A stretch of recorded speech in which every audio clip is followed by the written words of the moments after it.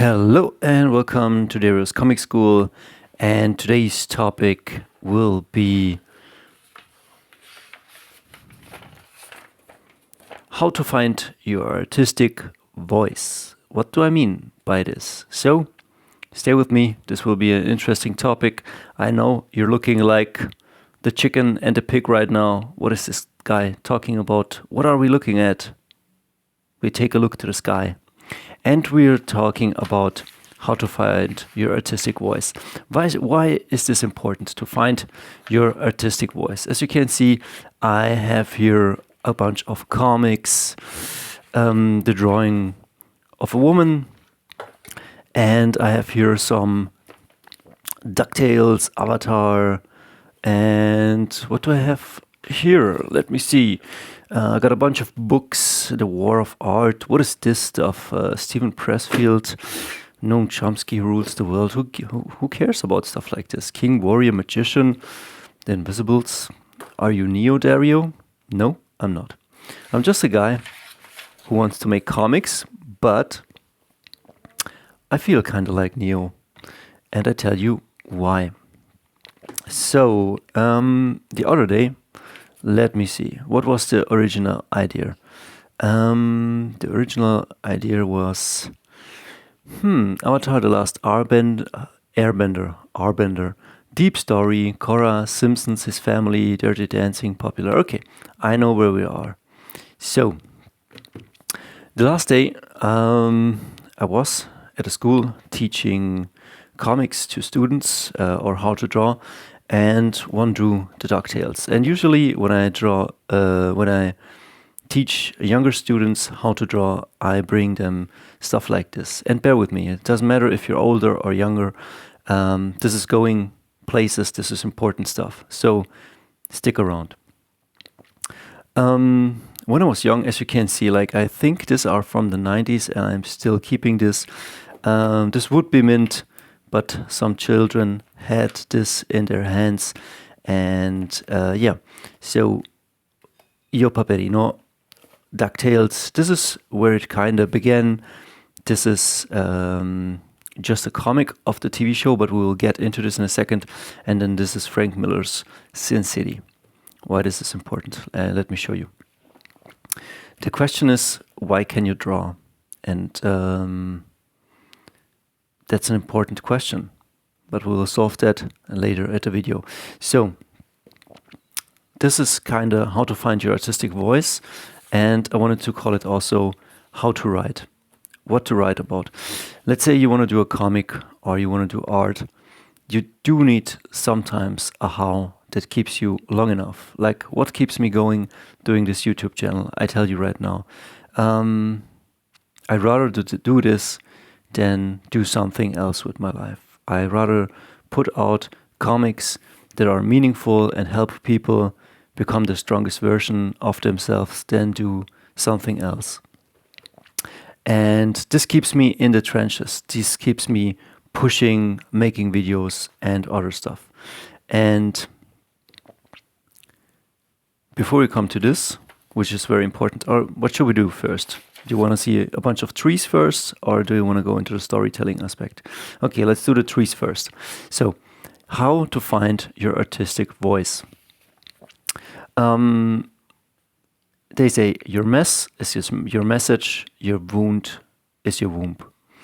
So, usually when somebody grows up, like I was asking myself this morning, I was taking a look at Chris Bachalo artwork, and I was thinking, in 1995 or 96, Chris Bachalo was roughly 30 years old, and he was doing comics and working for Marvel and all of that stuff. And I thought to myself, why is Chris Bachalo doing all of that stuff and I'm not there at 38? What went wrong? A good question. We will now take a look at my past and probably your past, and we will analyze that for a short bit, so we know what we have. And it's not ranting, it's not complaining, it's just looking at the facts. So, and let me tell you, this has a happy ending, and then we will go further and deeper down the rabbit hole.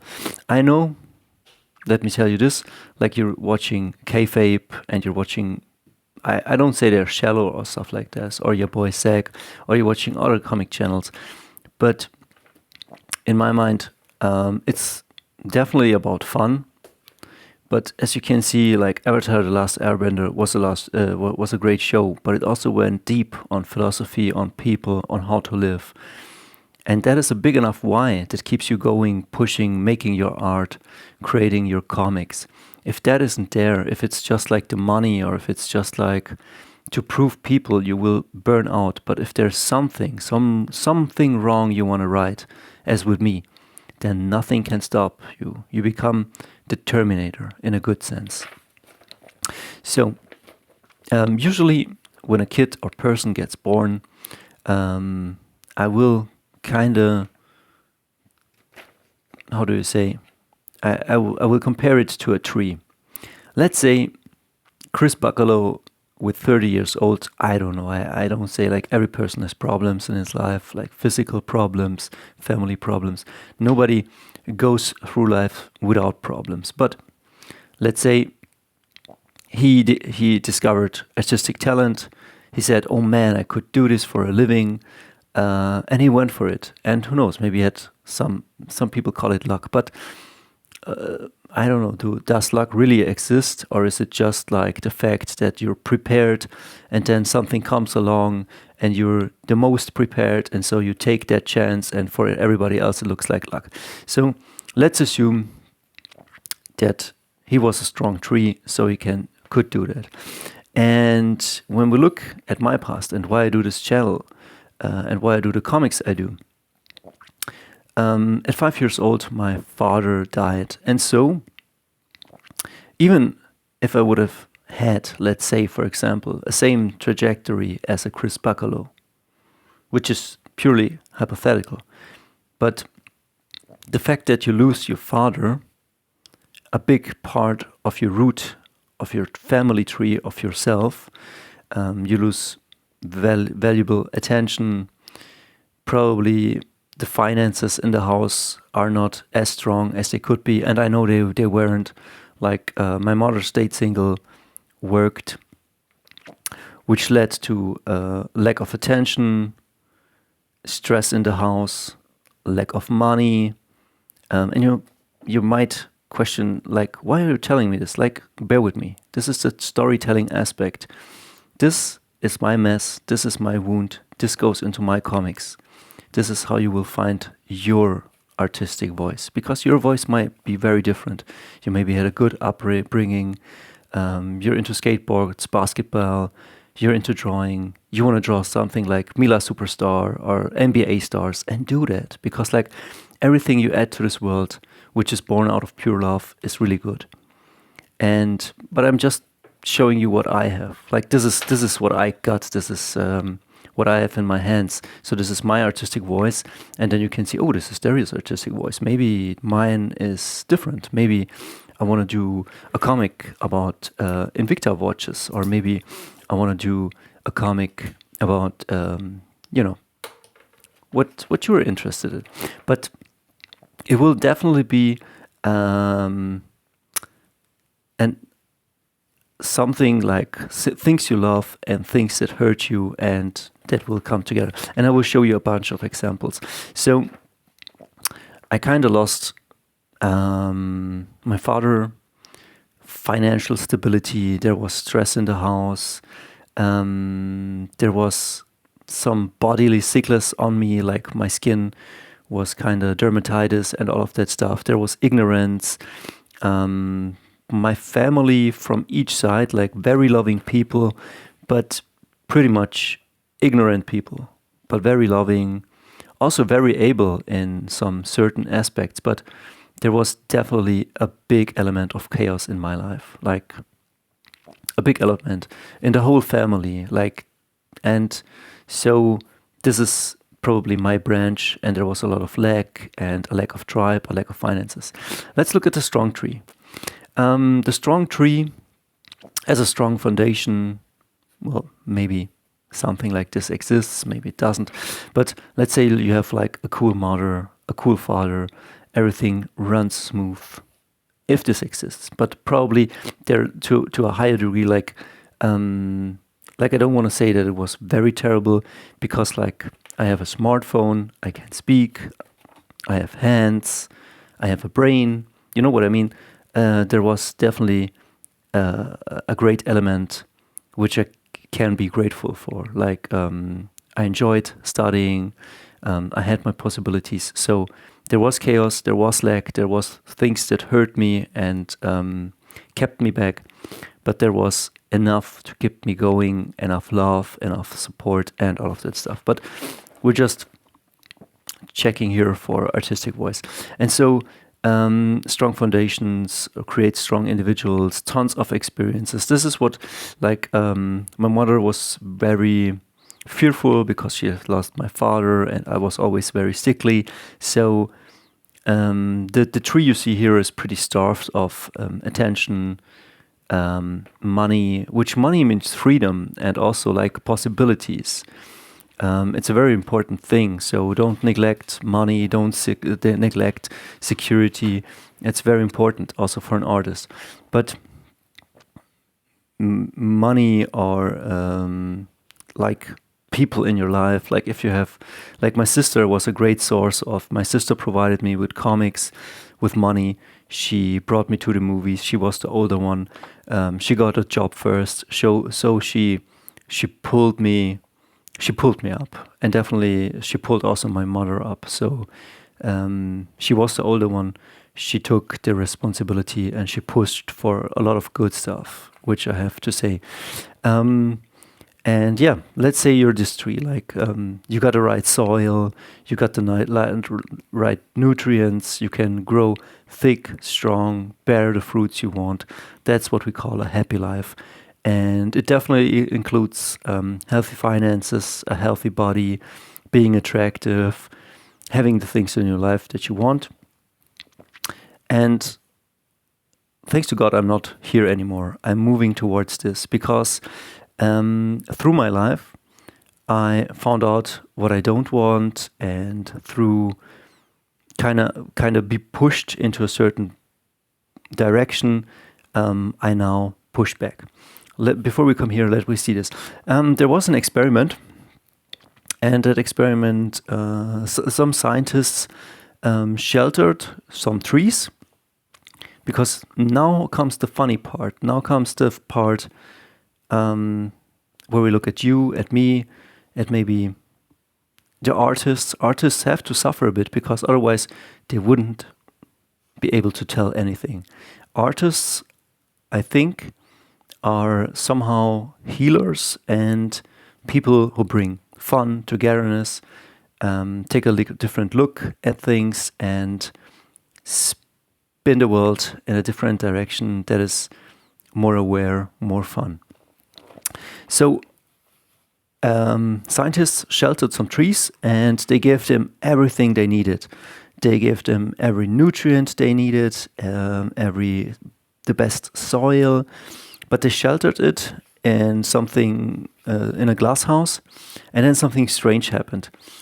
The trees grew very, very tall, very fast, very big, very strong, but at a certain point, they reached a certain point and they were just falling to the side, like trees just falling. And they scratched their heads and they thought to themselves, why are these trees just crumbling? We gave them everything we had. And then, after some studies, they found out that they had weak roots. They had very beautiful, they were going strong, tall, but the roots were very, very brittle and not as strong as the roots from trees that got exposed to wind. And some trees that were exposed to harsh wind, they sure got carried away. But some trees that were somehow like put in harsh conditions, but not so harsh that they would break. Like this is your typical traumatized person or alcoholic or drug addict, and I don't say that you cannot come back, but just tough situations over and over, but enough time to recover. Like in the gym, those trees created very deep and strong roots. They had to survive, and they had to grow. And this is where my artistic voice is, and this is maybe where your artistic voice is. Because you can go from this tree without having had this to this tree. Because you might had it hard. Or maybe you don't. Maybe you just want to have a certain story. But we'll come to this in a second. So this is now gone. And again, I ask you, I don't have to answer, but why can we draw? Why are we drawn to create our own stories? Why are we able to storytell? What are the values that are implanted in us through stories? Like, be a good boy and you get X. Be materialistic and you will be this. Be a slut or be a Chad and be this. Be a good slave. Like, this is very. Yeah, don't. Sometimes I'm a bit too much in the Matrix, but I don't know. Okay, but the TV show Avatar: The Last Airbender, like, I just have the comic here. I don't think the comic is any good, but the show really had great roots. Like, what was this guy's name? Prince Yuko, I guess. And although The Last Airbender was for kids, it had certain elements, and I will show you some certain creators, like where's the Simpsons guy, Matt Groening. We'll come to this also in a second, because like Simpsons was influenced by his family.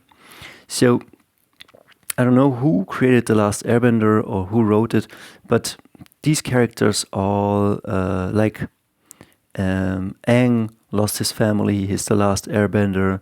And I think the Fire Nation destroyed its people, and that doesn't put him into a blind rage, because he's still somehow a monk and a child, and he has a lot of goodness in him. And as you can see, the TV show is also very lighthearted, and this is a good thing. Like, it's very fun, it's lighthearted. Kids can watch it, but also adults can watch it. The Fire Nation is portrayed as evil, and they do evil things, but probably the Fire Nation is like has lost its way, because I don't recall anymore the whole story, but there's his uncle, and he still has good Fire Nation values because he's a traditional man. And I don't know, it's about friendship, it's about family, it's about adventure, but at the end of the day, this is about the people, the world, and how we treat each other. And so you have on the surface the fun stuff, the beautiful stuff, the action, the laughter, but then deep down below, there is definitely like his wound and the wound of the world, and some certain themes that echo through the show that help us become more human, more lighthearted, to grow stronger, and so forth.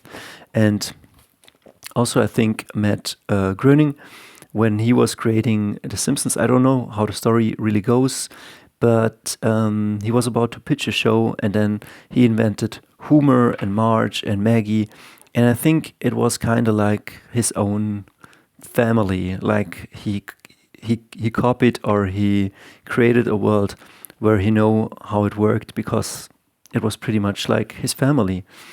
And in the first couple of seasons, like, The Simpsons is great, or was great satire. Like, it was truly cool stories about Bart and Homer, and it portrayed the world really well, about a dad who goes to work and isn't that intelligent, and Bart is just a brat, and his intelligent sister, and Krusty the Clown was always a funny guy, but then behind the scenes he was kind of like this smoking asshole, and that was great. It showed the world like behind the facade that it really was. And that is why we love these people, because they truly had a heart and true essence, but at the end of the day, they just were like normal people, and we saw through their flaws, and the story were very well told.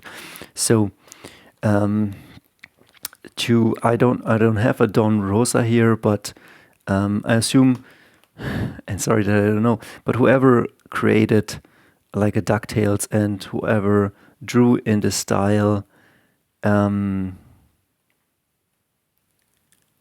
envisioned something lighthearted or wanted to tell a story. And as you can see, we have here like different stories underneath here, a Frank Miller, and here something very cartoony.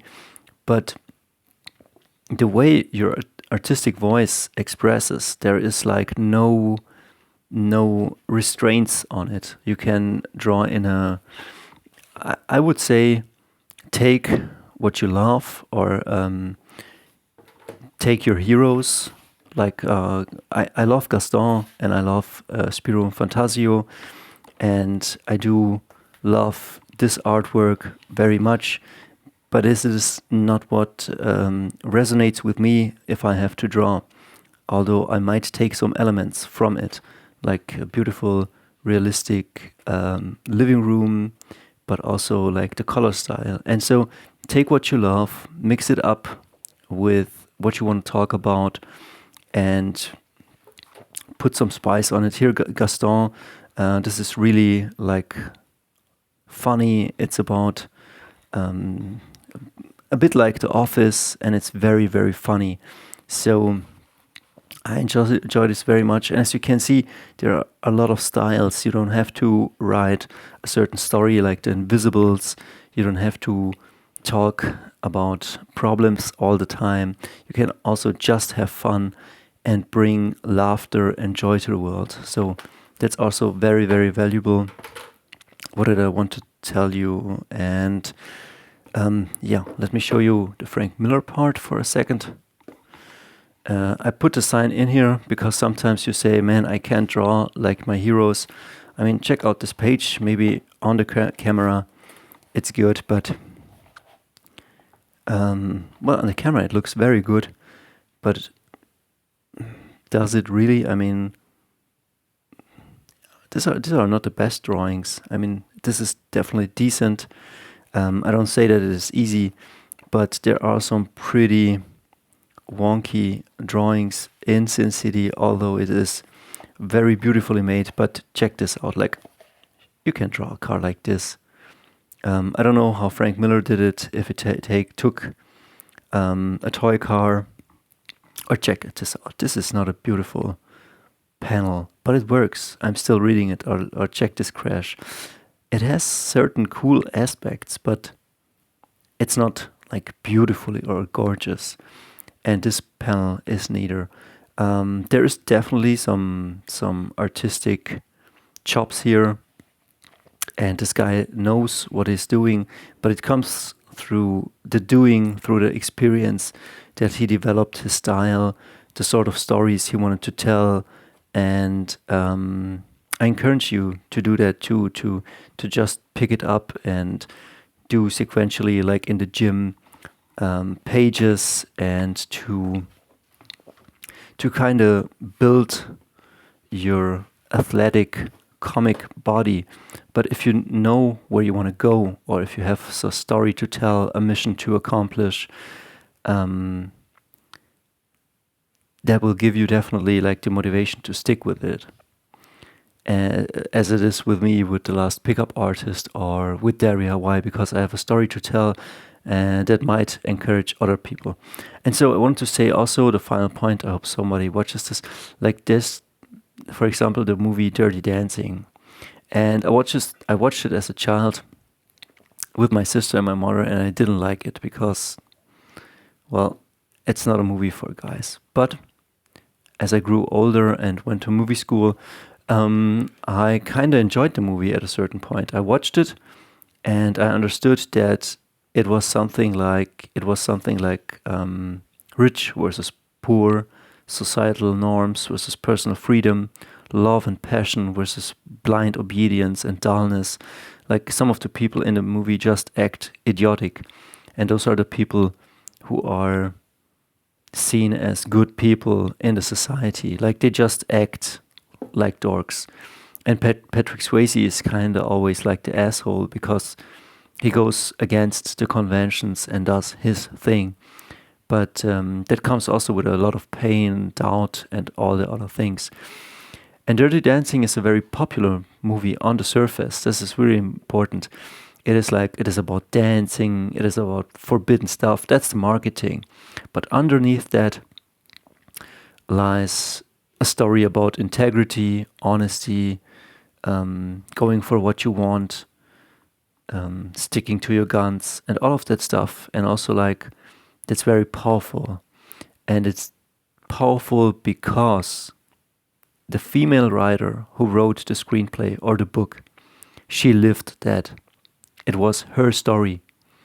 I think she writes about Babe. It's about a 16-year-old or 17-year-old, and she goes to a vacation, and then there's this dancing class, and she falls in love with Patrick Swayze, and it can't be because she's too young, and she's from a good family, and he's just a dance teacher, and so forth. But I think that this writing was inspired by true events, things she had witnessed in her own life. And so her views, and not just her views, but probably her accurate views of life on how to live the right way and what is wrong, what is right or wrong, or maybe what is valuable and what is not valuable, or how people act and how people should act. Like that seeped all into the movie. And that seeped also into The Simpsons and into DuckTales and into all the comics I have here. So I should say I have said everything I wanted to say. And I hope you can take something from this. So take a look at your mess, at your problems, at your childhood, what you like. Like all my movies, all my comics, they will be called like rock and roll vampire hunters, and it will be like the Quentin Tarantino movie, and it will be about musicians who then are vampire hunters. But you could steal this and make it your own, but you could never make it the way I make it because we have different drawing styles, and I have a different story to tell and a different view on the world. And yeah, so my thing is always freedom because I didn't have it. It will always be empowerment because I didn't have it. It will always be go your way, do your thing, keep yourself financially stable and healthy, but also look for some greater meaning, for some spirituality, for community, for love, for pushing yourself towards the right way and living a great life. So we'll end this, and I hope you had fun. We see us.